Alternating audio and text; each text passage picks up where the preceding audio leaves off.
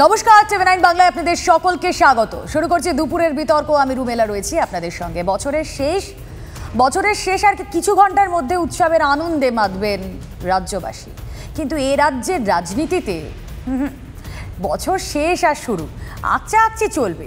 বিভিন্ন রাজনৈতিক ঘটনা ডেভেলপমেন্টে নিত্যদিন ঘটে চলেছে। যেমন ধরুন, মমতা বন্দ্যোপাধ্যায় বৃহস্পতিবার দেগঙ্গায় গিয়েছিলেন, মনে আছে? সেই দেগঙ্গার সভা থেকে দলের নবীন প্রবীণদের একসঙ্গে চলার বার্তা দেন তৃণমূল সুপ্রিমো মমতা বন্দ্যোপাধ্যায়। এই বার্তা তিনি আগেও দিয়েছেন, কিন্তু এবার তিনি মনে করিয়েছেন পুরনো চাল ভাতে বাড়ে আর নতুন চাল আগে বাড়ে। লোকসভা ভোটের আগে এই বার্তা, মমতার এই বার্তা নিয়ে আবারও কিন্তু দ্বন্দ্ব, নবীন প্রবীণ দ্বন্দ্ব সামনে চলে এসেছে। কিন্তু এই নবীন প্রবীণ দ্বন্দ্ব মেটাতে বার্তা দিয়েছেন তো মমতা, কিন্তু তা কি সত্যি হচ্ছে? মমতা বন্দ্যোপাধ্যায়ের এই বক্তব্যের পর আমরা দেখতে পেয়েছি প্রবীণরা বেশ চাঙ্গা, তারা আবারও ফ্রন্ট ফুটে চলে এসেছেন। কোথাও গিয়ে নবীনরা তারা কি নিজেদেরকে ব্যাকফুটে মনে করছেন? না, এমনি বলছি না, তার কিন্তু যথাযোগ্য ব্যাখ্যাও আমাদের কাছে আছে। তাই নিয়ে আজ আমাদের দুপুরের বিতর্ক নবীনে প্রবীণে। নবীনে প্রবীণে বললাম কেন, তার কারণ মমতা বন্দ্যোপাধ্যায় যে বক্তব্য রেখেছিলেন তিনি অবশ্যই যা বলেছেন যে নতুন চাল আগে বাড়ে, পুরনো চাল ভাতে বাড়ে। তারপর পুরনোরা, প্রবীণরা তারা চাঙ্গা হয়ে কে কি বললেন শোনাবো, কিন্তু তার আগে একবার রিকল করা যাক মমতার সেদিনের বার্তা। সবাইকে আবেদন করব, যদি কেউ এখনো দুঃখ করে ঘরে বসে থাকেন লোকাল ঝগড়ার জন্য, তাকে ডেকে নিয়ে আসুন। আমি কোনো ঝগড়া অ্যালাউ করব না। ছাত্র যুবককে প্রায়োরিটি দিয়ে নিয়ে আসতে হবে, সিনিয়র লিডারদের যোগ্য মর্যাদা দিতে হবে। এটা আমি বারবার বলছি। পুরনো চাল কিন্তু ভাতে বাড়ে আর নতুন চাল আগে বাড়ে। দুটো চালকেই আমার দরকার, পুরনোকেও দরকার, নতুনকেও দরকার। শোনাবো কি বলেছেন ফিরহাদ হাকিম, কি বলেছেন শোভনদেব চট্টোপাধ্যায়। মমতা বন্দ্যোপাধ্যায় রাস্তায় থাকলে, মমতা ব্যানার্জি কর্মীদের মাঝখানে থাকলে একটা আলাদা জিল হয়, কারণ আমাদের আবেগ, আমাদের অনুপ্রেরণা এটা হলো মমতা বন্দ্যোপাধ্যায়। পার্টিটা তৈরি হয়েছে মমতা বন্দ্যোপাধ্যায় কেন্দ্রিক এবং মানুষ বিশ্বাস করেছে মমতা বন্দ্যোপাধ্যায়কে। তাই মমতা বন্দ্যোপাধ্যায় যদি আমার আহ্বান দেয়, শুধু পার্টির কর্মী নয়, মানুষও তৃণমূল কংগ্রেসের সমর্থনে নেমে আসে। মমতা বন্দ্যোপাধ্যায় নিশ্চয়ই প্রথম মুখ, একমাত্র মুখ, কিন্তু তারপরে নতুন যারা, মমতার একটা টার্গেট আছে যে নতুন প্রজন্মকে তুলে আনা। সেখানে আমরা দেখেছি যে অভিষেকও কিন্তু তার যোগ্যতার পরিচয় দিচ্ছে। মমতার বার্তায় কাজ হবে কি হবে না সেটা তো সময় বলবে, কিন্তু এই যে কিছুক্ষণ আগে বললাম যে মমতা বন্দ্যোপাধ্যায়ের এই বক্তব্যের পর প্রবীণরা তারা চাঙ্গা, তারা আবারও সামনে এসে তারা আবারও কথা বলছেন। আর নবীনরা, যাদেরকে মুখ করে এগোনোর কথা ভাবছিল দল, যাদেরকে মুখ করে এগোনোর কথা বলেছিলেন তৃণমূলের সেকেন্ড ইন কমান্ড, তৃণমূলের সেনাপতি পঞ্চায়েত নির্বাচনের আগে, তারা কি ভাবছেন এই মুহূর্তে? যখন তৃণমূলের সেকেন্ড ইন কমান্ডের কথা এলো, এবার বরং তার কথাই বলি। তিনি কিন্তু নিজেকে রেস্ট্রিক্ট করে ফেলছেন। গতকাল যে বৈঠক তিনি করেছেন ঘনিষ্ঠদের নিয়ে, সেখানে তিনি বলেছেন নিজের সংসদীয় এলাকার বাইরে তিনি কিছু করবেন না। ডায়মন্ড হারবারে তাকে দেখা গেলেও রাজ্যের অন্য কোনো কর্মসূচিতে কিন্তু পুজোর পর থেকে তাকে বিশেষ একটা দেখা যায়নি। আন্দোলনে নামা নিয়ে দলের একাংশের ভূমিকাতেও অসন্তুষ্ট তৃণমূলের সর্বভারতীয় সাধারণ সম্পাদক। তৃণমূল সূত্রে খবর, লোকসভা ভোটে ডায়মন্ড হারবার কেন্দ্রে মূলত সময় দিতে চেয়েছেন অভিষেক বন্দ্যোপাধ্যায়। কেন? আমরা একটা দীর্ঘ নবজোয়ার কর্মসূচি দেখেছি, বিভিন্ন জায়গায় তিনি গিয়েছেন, রাজ্যের কোনায় কোনায় পৌঁছেছেন, কিন্তু তারপর লোকসভা নির্বাচনের মতো একটা বিগ ইভেন্টের আগে কেন নিজেকে রেস্ট্রিক্ট করে নিতে চাইছেন? কেন শুধুই তার গণ্ডিটা বেঁধে ফেলতে চাইছেন তার সংসদীয় ক্ষেত্রে? প্রশ্ন তো উঠবেই। আসুন তার উত্তর খোঁজার চেষ্টা করি। এই মুহূর্তে আমাদের সঙ্গে আলোচনায় যারা উপস্থিত রয়েছেন, আমার সঙ্গে রয়েছেন পলিটিক্যাল অ্যানালিস্ট অনিন্দ্র সিনহা রয়। অনিন্দ্র, আপনাকে স্বাগত জানাবো। সঙ্গে রয়েছেন বিজেপি মুখপাত্র সজল ঘোষ, স্বাগত আপনাকেও। সঙ্গে রয়েছেন সিপিএম মুখপাত্র সায়ন ব্যানার্জি। আমি তিনজনের কাছে যাওয়ার আগেই এই মুহূর্তে বিরোধীরা কি বলছেন, কি বলছেন শুভেন্দু অধিকারী, কি বলছেন দিলীপ ঘোষ, শুনুন। আপনাকে এটা কে বলেছে? তিনি এমন বড় নেতা কি দার্শনিক যে তার ঘরে চা খেতে বসে কি বলেছে তার উত্তর আমাকে দিতে হবে? ওর একমাত্র পরিচয় হচ্ছে ও মমতা পিসির ভাইপো। ও 11-র পরে আসা মাল। আর ওর পিসি যার আলোকে ও আলোকিত, তাকে আমি এই তারাচাঁদ বাড়ের মাটিতে হারিয়েছি 1956 ভোটে। উত্তর যদি দিতে হয় ওর মালিকের প্রশ্নের উত্তর দেবো, ও ছোড়ার প্রশ্নের উত্তর আমি দেব না। আমার কিছু বলার নেই। উনি এত বড় জনজোয়ার যাত্রা করলেন কি জন্য? বেরোন, নেতা হন। বাংলায় নতুন নেতা চাই তো, মনে হয় পাবলিক নিচ্ছে না ঠিক মতো, বা পিসি জায়গা ছাড়ছেন না, তাই অভিমানে এসব বলছেন। আমি আলোচনায় আসি, অনিন্দর কাছে যাই। অনিন্দ, আমি বারবার শুনেছি মমতা বন্দ্যোপাধ্যায় বলেছেন তৃণমূল কংগ্রেস একটি পরিবার। আচ্ছা, আমার আপনার পরিবারে তো বড়রা থাকে, ছোটরা থাকে, সেখানে তো কোনো দ্বন্দ্ব থাকে না, কিন্তু এখানে তো দেখছি বারবার প্রবীণ নবীন এই দ্বন্দ্বগুলো আসছে। আর মমতা বন্দ্যোপাধ্যায়ের এই চাল বার্তার পর সেই দ্বন্দ্ব তো প্রকাশ্যে চলে আসছে। প্রথমত কথা হচ্ছে, আপনি ঠিকই জানতেন যে মমতা বন্দ্যোপাধ্যায় আমাদের দলটাকে তৈরি করেছেন। আমরা একটি পরিবারের মতো। মমতা বন্দ্যোপাধ্যায় আদর্শে আমরা সবাই আদর্শিত। মমতা বন্দ্যোপাধ্যায় যা আমাদের বলেন আমরা সেইভাবে এগিয়ে চলি। আজকে মমতা বন্দ্যোপাধ্যায়কে শুধু তৃণমূল কংগ্রেস নয়, উনি প্রাসঙ্গিক হয়ে ওঠে সারা ভারতবর্ষের যে কোনো আপনি রাজনৈতিক দল দেখবেন, তারা মমতা বন্দ্যোপাধ্যায় কথা শোনেন। এই প্রসঙ্গে আসে, আপনি যে বলছেন যে দ্বন্দ্ব, আমাদের তৃণমূল কংগ্রেসের মধ্যে কোনো দ্বন্দ্ব নেই। এই যে দেখুন অভিষেক বন্দ্যোপাধ্যায় কথা যেটা বলছেন, ব্যারাকপুর শিল্পাঞ্চল, না আমি বলছি, আসছি এক এক করে আসছি। অভিষেক বন্দ্যোপাধ্যায়, সুব্রত বক্সী কালকে বৈঠকে ডেকেছিলেন সোমনাথ পরিবারের, না আমি আপনার, এটা দ্বন্দ্ব নয়, এটা দ্বন্দ্ব নয়। একটা পরিবারে দেখবেন ছোটখাটো, না ছোটখাটো ঝামেলা হয়, কাটাকাটি হয়, আবার ঠিক হয়ে যায়। এই আপনার ছোটখাটো ঝামেলা, বড়রা ডাকছে ছোটদের, যেখানে ছোটরা নিজেদের মধ্যে ঝামেলা করছে, বড়রা ডাকছে, সেই বড়দেরকে ইগনোর করে আবার আপনাকে আসছে না। মমতা বন্দ্যোপাধ্যায় আমাদের আদর্শ, এবং মমতা বন্দ্যোপাধ্যায় কথাতেই আমরা চলি। এবং অভিষেক বন্দ্যোপাধ্যায় সেনাপতি, উনি আমাদের এগিয়ে নিয়ে যেতে সাহায্য করেন।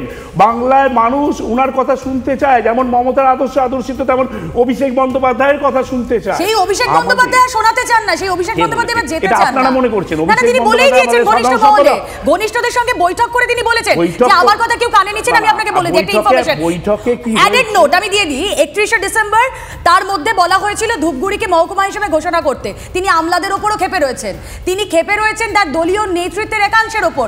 তিনি সেই কারণেই যাবেন না, তিনি ক্ষুব্ধ, তাই তিনি নিজেকে রেসপেক্ট করছেন। কালকে অভিষেক বন্দ্যোপাধ্যায়ের সঙ্গে একটি মিটিং হয়েছে, আপনারাও হয়তো শুনেছেন। সেই মিটিংয়ে যেটুকু সংবাদ মাধ্যমের মাধ্যমে জানতে পারলাম, সেই মিটিংয়ে যারা গিয়েছিলেন তারা আমাদের অভিষেক বন্দ্যোপাধ্যায়কে আরো সামনে থেকে এগিয়ে যেতে বলছেন, আমরা তার সঙ্গে আছি। এই তিনি বলছেন আমি এগোবো না। আমি কোথায় বলেছেন আমি জানি না, আপনাদের বলে থাকলে সেটা বলতে পারবো না। আমি তো এরকম কোনোই শুনিনি, কারণ উনি আমাদের সাধারণ সম্পাদক। আপনারা একটা জায়গা ভুল করছেন। এই যে অভিষেক বন্দ্যোপাধ্যায়ের নামটা শুনলে এই যে কি শুভেন্দু অধিকারী তেলে বেগুনে জ্বলে উঠছে, স্বাভাবিক। ও শুভেন্দু অধিকারী রাগাটা খুব স্বাভাবিক, উনি জানেন। আচ্ছা, আপনি নিজে বলুন তো, পুজোর আগে পর্যন্ত যেই ঝাঁজ আমরা দেখেছিলাম অভিষেক বন্দ্যোপাধ্যায় 100 দিনের কেন্দ্রীয় বঞ্চনা নিয়ে, তিনি যেভাবে আন্দোলন করেছিলেন, পুজোর পর দেখতে পাচ্ছেন? নিশ্চয়ই আপনারা দেখতে পাচ্ছেন না, আবার প্ল্যান করা হচ্ছে, আমরা কিভাবে স্ট্র্যাটেজি হচ্ছে, এবং সেই মতো দেখবেন।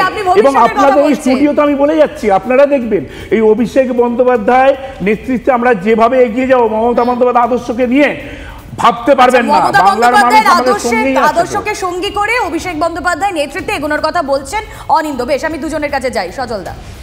না, আমি অনিন্দর কথার আমি উত্তর দিতে চাই না। ও এগিয়ে যাক বিসর্জনের দিকে যত তাড়াতাড়ি সম্ভব, তাই নিয়ে আমার কোনো বক্তব্য নেই। আমি মুখ্যমন্ত্রীর কথা নিয়ে আলোচনা করি। হ্যাঁ, আপনি দেখুন, মুখ্যমন্ত্রী তাৎপর্যপূর্ণ একটা কথা বলেছেন। সেটা বলেছেন যে আমার পুরনো চাল ভাতে বাড়ে, নতুন চাল আগে বাড়ে, আমার সব চাল চাই। এই সব চালটা চাইতে গিয়েই বালু বেচারা চাল চুরির দায়ে ধরা পড়লো। এটা যে বালু কেন এত চাল চুরি করেছিল, এটা কিন্তু এখন বোঝা যাচ্ছে। মুখ্যমন্ত্রীর কথায় অত্যন্ত পরিষ্কার যে আমার সমস্ত রকম চাল চাই, আমি কোনো চাল ছাড়বো না। রেশনের হোক, বাজারের হোক, গরিব মানুষের হোক, যাই হোক, আমার চাল চাই। কারণ চাল না পেলে ওর ভাইপো চাল মারবে কেমন করে? আমি একটা প্রশ্ন করি যে দেখুন, ভাইপো কোথায় থাকবে, কোথায় থাকবে না, ডায়মন্ড হারবারে ঘুরবে, না ঘুরলেও ভোটে হেরে যাবে কিনা? কারণ ওখানে বোধহয় 1800-1900 বুথ আছে। হ্যাঁ, তাই তো, আমি ঠিক যদি খুব ভুল না বলি। তার মধ্যে 400-450 বুথে জিতে উনি 3-3.5 লাখের মার্জিনে নিয়ে গিয়েছেন পুরো নির্বাচনটাকে। অতএব ওনাকে এখন আবার ISF বলছে ভোটে দাঁড়াবে, বলে ন্যাচারালি ওনাকে ডায়মন্ড হারবারে কনসেন্ট্রেট করতে হবে। উনি সারা ভারতবর্ষ ঘুরতে করতে পারেন, আমার তাতেও কিছু যায় আসে। অনুপম হাজরা কোথায় ঘুরবে? আমি তো তোমার সামনে কথা বলছি, অনুপম হাজরা কোথায় ঘুরবে? অনুপম হাজরা ঘুরবে তোমাদের দলে।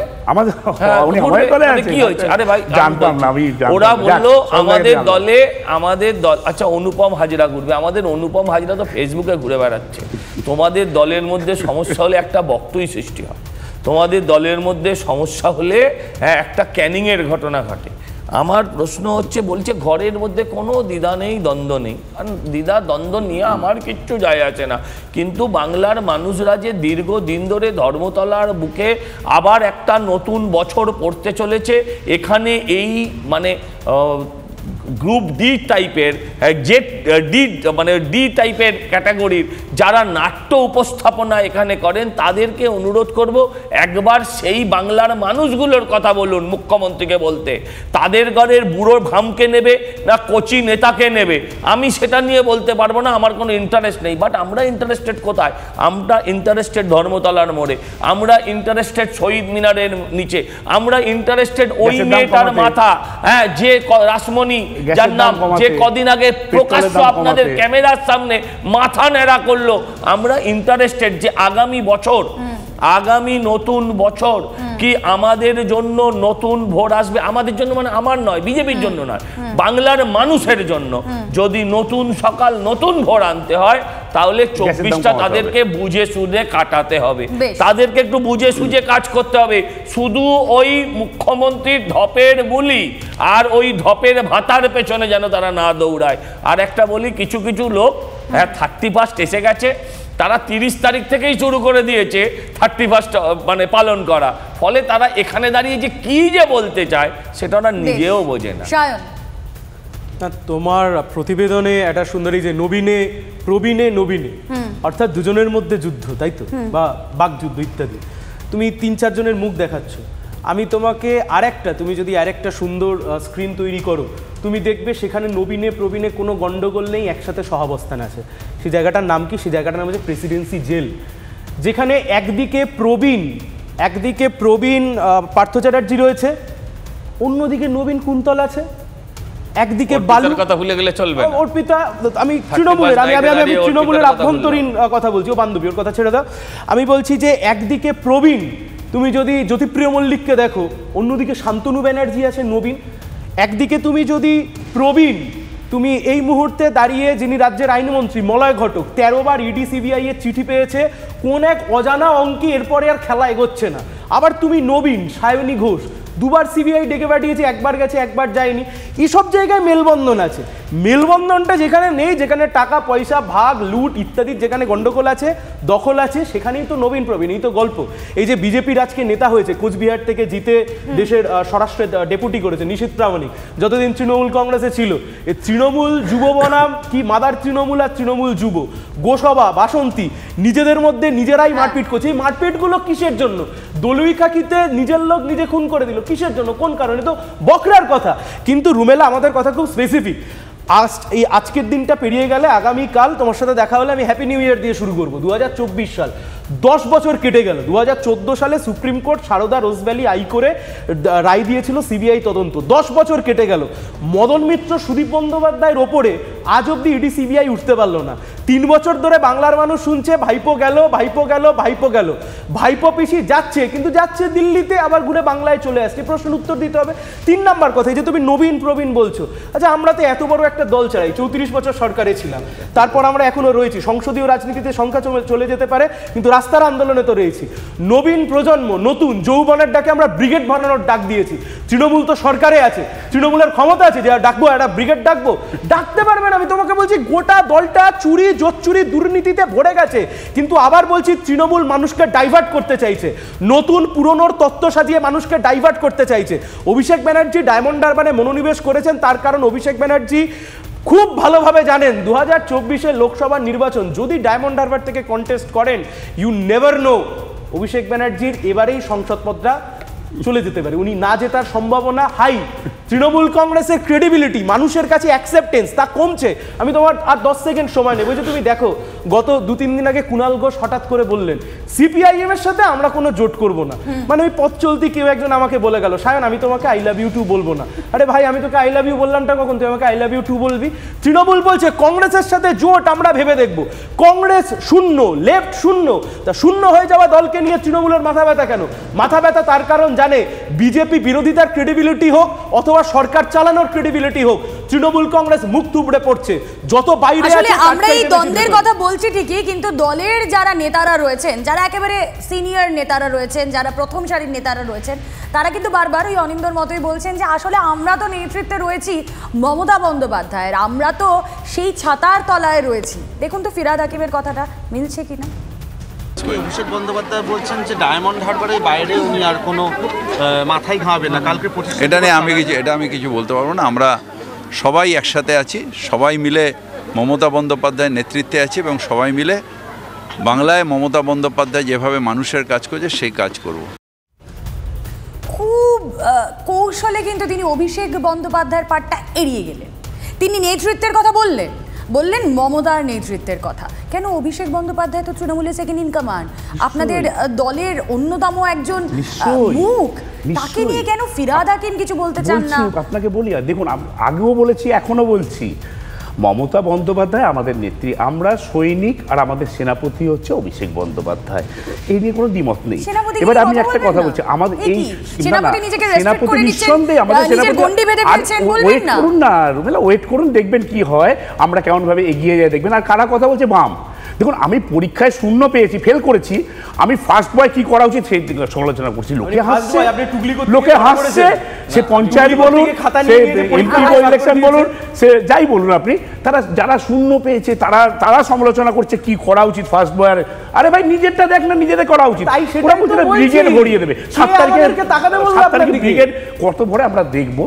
আর দ্বিতীয় হলো সজলদাদের কথা। দেখুন সজলদাদের মধ্যে এমন অবস্থা হয়েছে যাদের মানে দিল্লি থেকে লোকজন আসতে হচ্ছে, তাদের সঙ্গে মিটিংয়ে বসতে হচ্ছে, তারা বুঝে গেছে যে এখানকার এই অপদার্থ নেতাগুলো দিল্লি থেকে শীর্ষ নেতৃত্ব আসছে, এখানে রাজ্য নেতৃত্বের সঙ্গে বসে কথা বলছে। ভালো, ঠিক আছে, ঠিক আছে, আপনি বলছেন রাজ্য নেতৃত্বের উপর ভরসা নেই। আমরা দেখছি অভিষেক বন্দ্যোপাধ্যায় যখন গিয়ে বলছেন মহকুমা ঘোষণা করার কথা, মহকুমা তৈরি করে দেওয়ার কথা, এইগুলো যখন অভিষেক বন্দ্যোপাধ্যায় বলছেন, বঞ্চনা নিয়ে আন্দোলনের আমার কথা বলছেন, দলের আপনাদের একাংশ, আমি বলছি আপনাকে কোনো পাত্তাই দিচ্ছে না, তারা কাজই করছে না, তাই তো অভিষেক বন্দ্যোপাধ্যায় রেগে গেছে। আমি একটু বলি এবার, হ্যাঁ আসছি না মহকুমার ঘোষণা হবে তো ঠিক আছে, তার একটা পদ্ধতি আছে করছে, কিন্তু আমি যেটা আপনাকে বলছিলাম আপনাদের 31 ডিসেম্বরের মধ্যে তিনি বলছেন তার তো মুখটা পড়লো, তিনি তো বলে এসেছেন, তিনি তো প্রতিশ্রুতি দিয়ে এসেছেন, সরকার থেকে তার ব্যাপারে নিশ্চয়ই বলবে। কিন্তু আমি যেটা বলছি আজকে ওনাদের 15 জনের 17 জনের কমিটি রয়েছে, এটাও দেখেছিলাম ভোট বাড়ছে, আপনাদের দলের নেতৃত্ব তো সেনাপতিকেই মানছেন না, আপনারা সবাই এত বিপদে ফেলে কি লাভ হচ্ছে? ওকে এত বিপদে ফেলে কি লাভ হচ্ছে? সজলদার আচ্ছা দাদা এবার আমি বলি, রুটির কোন পিঠটা ভাজবেও ঠিক করতে পারছে না, আমি একটা কথা বলি, বললো সৈনিক, আরে ভাই আপনারা হচ্ছেন সেই রামায়ণ আর মহাভারতের সৈনিক, যাদের কাজ হচ্ছে একটা লাঠি নিয়ে হ্যাঁ হ্যাঁ করে তেড়ে যাওয়া, দাদা শোনো না ভাই, শোনো না, আর আকাশ থেকে একটা তীর আসবে, লাগবে আর শুয়ে পড়বে, আর তোমার কোনো ভূমিকা নেই। আবার যাকে সেনাপতি বলছে আমি যুদ্ধের মাঠে যাবো, সেনাপতি বলছে আমি যুদ্ধের মাঠে যাবো না, ভাইপো তো সেনাপতি। আচ্ছা আমাদের এর থেকে লোক আছে, কোত্থেকে? আমাদের দিল্লি থেকে লোক আছে। ভাই দাঁড়াও, তোমরা তো নিজেদেরকে বলো সর্বভারতীয়, যদিও সে ঘটি হারিয়েছে, আমি সেদিকে যাচ্ছি না। তোমরা ত্রিপুরায় কি করো, তোমরা মেঘালয়ে কি করো, তোমরা মণিপুরে কি করো, তোমরা গোয়ায় কি করো, ভেবে দেখো। আমি সেটার মধ্যেও যাচ্ছি, আপনারা পশ্চিমবঙ্গে যা করেন। আরে ধর পাগলের মতো কথা, আরে এটা তো একটা সর্বভারতীয় দল, সর্বভারতীয় দলের পৃথিবীর সবচেয়ে বড় দল। আবার বলছি শোনো, পৃথিবীর সবচেয়ে বড় দল, পৃথিবীর সবচেয়ে বড় দল, আর তোমরা পৃথিবীর সবচেয়ে বড় দল, তাদের রামের সহযোগিতা নিতে হয়। তোমাকে এতক্ষণ ধরে আমি কিন্তু কোনো কথা বলি, আচ্ছা বলো বলো বলো, এইটুকু ডেকোরাম রাখো। লোকেরা জানে যে তোমরা চোরের দালাল, আচ্ছা লোকেরা জানে, তাই বলে এখানে সোটাকে নষ্ট করে কি লাভ? শুভেন্দুকে চোর করে রাখে, হ্যাঁ শুভেন্দু যখন, আরে ওই জন্য মমতাকে হারায়, মমতাকে 1956 কালি ফিগারটা বলবে, দেখবে তোমার জুতো পেটা করবে। তার কারণটা কি? কারণ এই ভোটে উনি হেরেছেন। আমি ওইসব কথা বলে লাভ নেই, আমি যেটা সহজ সরল কথা বলি যে আপনারা এইদিকে ফোকাস করুন। একটা বছর প্রায় 1000 দিন কোনো গোষ্ঠী অলরেডি পূরণ করে ফেলেছে, আপনারা দেখিয়েছেন 1000 দিন মানে 3 বছর প্লাস। আপনি ভাবুন যে আরও একটা বছর নতুন করে শুরু হতে চললো, এই সমস্ত ওদের ঘরে কে কার জামা ধরে টানছে, কে কার পা ধরে টানছে, কে কার চটি করছে, এর মধ্যে আমাদের ঢুকে লাভ নেই। আমরা বরঞ্চ দেখুন, আপনারা একটা গণতন্ত্রের চতুর্থ স্তম্ভ, এই স্তম্ভ দায়িত্ব নিক, এই সমস্ত চোরেদের হাত থেকে পশ্চিমবঙ্গটাকে রক্ষা করুন। অবশ্যই সেই অর্থেই আমরা প্রশ্নগুলো তুলি। হ্যাঁ সায়ন। রুমেলা, প্রথম কথা হচ্ছে বাংলার মানুষ মুক্তি চাইছে এবং যা চুরি দুর্নীতি ইত্যাদি যা হয়েছে সব কিছুর থেকে দুর্নীতি এই থেকে মুক্তি চাইছে। মাঝখান থেকে হঠাৎ করে পিসিপন্থী এটা বললেই হয়তো রেড়ে করে উঠবেন, জানি না কেন উঠবেন না। 2011 সালে যেই দুর্নীতি থেকে, যেই অপশাসন থেকে মুক্তি চেয়েছিলেন বাংলার মানুষ, এবার কি তার থেকে মুক্তি চাইবে? আমি তোমাকে বলছি 2011-র কোনো দুর্নীতি থেকে বাংলার মানুষ মুক্তি চায়নি, এই কথা তৃণমূল অপশাসন থেকে মুক্তি চেয়েছিল, এবার কি সেই রকমই না তার থেকে কিছুটা কম কিছু? আমি তোমাকে বলছি আরো বেশি। তার ক্ষোভ, তার বহিঃপ্রকাশ মানুষের ঘটবে, কিন্তু কথা খুব পরিষ্কার, বাংলার মানুষ চুরি দুর্নীতি তার শেষ দেখতে চায়, তার মুক্তি দেখতে চায়। যার বেকার যুবকের চোখের জলের কারণ তাকে জেলের মধ্যে দেখতে চায়। কিন্তু এই যে মাঝে মাঝেই হঠাৎ করে পিসিআর ভাইপোর কোন্দল, নতুন তৃণমূল, হঠাৎ করে কিছুদিন আগে একটা পোস্টার পড়ে গেল। আমরা তো বলেছি নতুন তৃণমূল মানে কি, পাড়ার ব্যাচের পুরনো লোকজনেরা আগের ব্যাচে বসে সাঁটিয়ে খেয়ে চলে গেছে, এবার আবার নতুন ব্যাচ বসবে, আবার নতুন করে খাবে। আমি তোমাকে আরো স্পেসিফিক উদাহরণ দিই, নতুন তৃণমূলের সবচাইতে বড় মুখ এই মুহূর্তে অভিষেক ব্যানার্জি, তার এক সময় ডান হাত ছিলেন বিনয় মিশ্র, যিনি এই যে কি তৃণমূলের যুব না কি একটা রয়েছে, এই তৃণমূল যুব রাজ্য সম্পাদক ছিল। দেশ থেকে টাকা পয়সা সবকিছু লোপাট করে দিয়ে কোন এক দ্বীপে গিয়ে এখন লুকিয়ে পড়ে আছে। মানুষ আজকে প্রশ্ন তুলবে না, মানুষ আজকে জানতে চাইবে না এই যে ব্যাপক দুর্নীতি, এই দুর্নীতিতে লিপস অ্যান্ড বাউন্সের নামও জড়িয়ে যাচ্ছে। এই দুর্নীতিতে একদিকে যেমন পার্থ চ্যাটার্জি একের পর এক প্রবীণ নেতারা যুক্ত, সেই একই দুর্নীতিতে তো নবীন নেতারাও যুক্ত।